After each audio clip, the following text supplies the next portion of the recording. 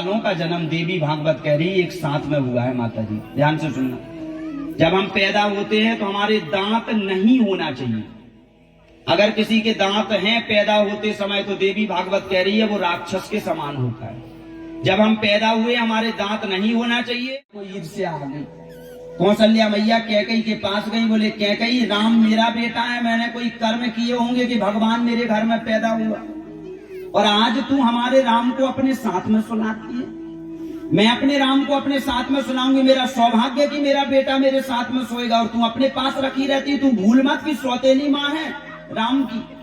हाँ, कैकई मैया की आंखों में आंसू आ गए। कौशल्या भले ही तूने जन्म दिया है लेकिन माँ जैसा प्यार तो मैंने भी राम को दिया है। कितना प्रेम करती थी कैकई।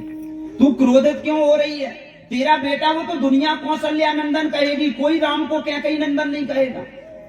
क्यों गुस्सा हो रही? मैं तो प्रेम ही करती हूँ राम को और मांगती क्या हूँ, मेरा बेटा है वो मुझसे प्रेम करता है, मैं राम से प्रेम करती हूँ। वो मेरे बिना नहीं सोता, मैं अपने राम के बिना नहीं सोती हूँ। कैकई मैया ने कहा। कौशल्या मैया को गुस्सा आ गया। कौशल्या मैया ने कहा कैकई तू बड़ी चालाक है, मेरे बेटे को अपने पास में सुलाती है। अयोध्यावासी और दशरथ जी महाराज कैकई जब भगवान है तो अपने बेटे को मैं अपने साथ में सुनाऊंगी। बहुत बड़ी भक्ति थी महादेव की।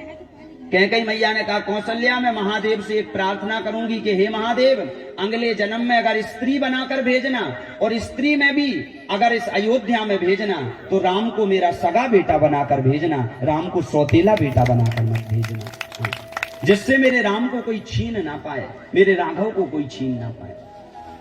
राम जी का हाथ पकड़ा, कौशल्या जी लेने चल दी।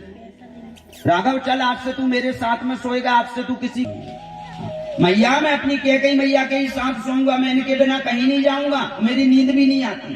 हाँ, मेरी माँ कौशल्या नहीं है, मेरी माँ तो कैकई है, मैं तो कैकई मैया के साथ सोऊंगा।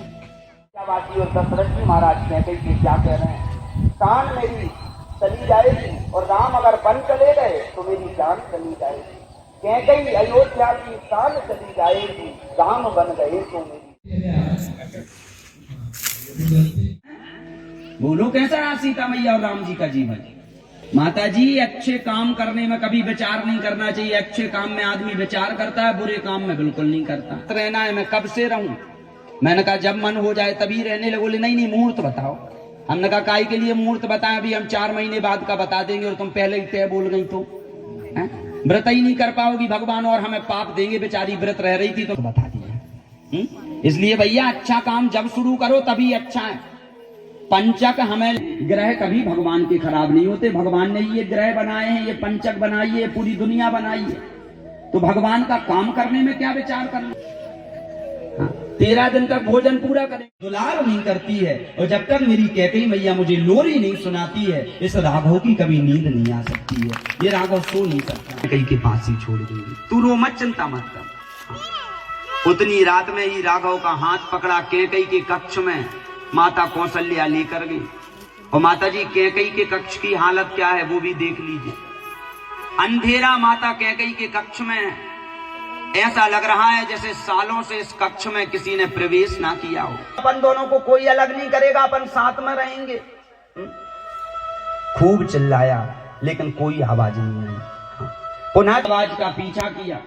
अंधेरे में एक दीवार के किनारे अपने बाल छोड़कर एक कपड़े का पुतला बनाकर शंकर जी को सामने रखकर माता कैकई बैठी हुई थी। वो जो रो रो कर इतने आंसू बहा चुकी थी कि अब आंसू निकलना बंद हो गए थे, सिर्फ सिसकी मुख से निकल रही थी।